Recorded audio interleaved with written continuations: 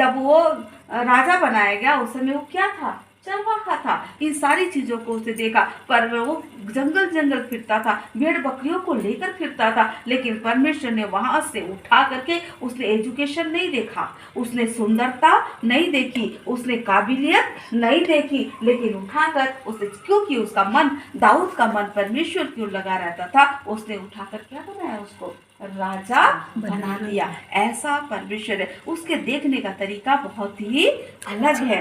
यही बात को राजा दाऊद हमें समझाने की कोशिश कर रहा है। और उसके बाद आगे लिखा हुआ है, यहोवा के डरवैयों के चारों ओर उसका दूत उसकी छावनी की उनको बचाता है। मेरे प्रियो, ये बात बिल्कुल सच है। जब परमेश्वर के निकट में हम बने रहते हैं, परमेश्वर अपने दूतों को हमारे निमित्त आज्ञा देता है। मैं जबलपुर में रहती थी, मेरी गवाही अचानक मुझको याद आ गई।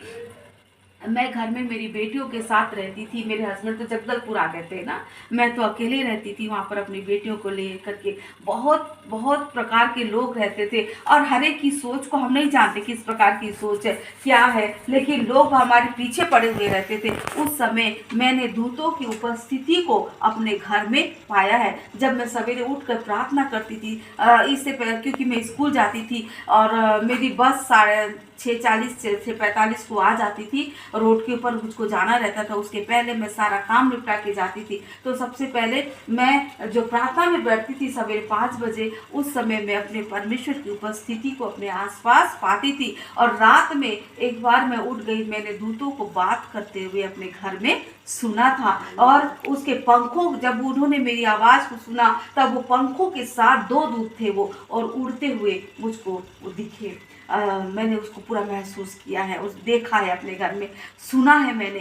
तो ये सारी चीज़ों को वास्तव में परमेश्वर की सभी पे हम जब रहते हैं, तो परमेश्वर अपने दूतों को हमारे साथ में भेजते हैं, हमारी रक्षा करने के लिए, हर एक प्रकार की मुसीबतों से हमको बचाने के लिए। इसलिए जो ज़्यादा राजा दाऊद कह रहा है, ये अनुभव की बात है। हमारे जीवन में भी हम उसकी उपस्थिति को अनुभव कर सकते हैं। जो दाऊद राजा बोल रहा है वो सच बात है। इस बात को हम अपने जीवन में कई बार अनुभव कर चुके हैं, जो कि हम भूल भी गए हैं। कई बात हमें याद रह जाती है, कई बातों को हम भूल भी जाते हैं। तो इस प्रकार की बातें हैं, इसलिए वो कहता है कि उसने बोला कि मेरी प्रार्थना सुन ली गई, मुझे निर्भय किया। उसकी ओर निहारने वाले का मुंह कभी काला नहीं होता है। वह सब दुष्ट कष्टों से हमको छुड़ा लेता है। वह अपने दूतों के द्वारा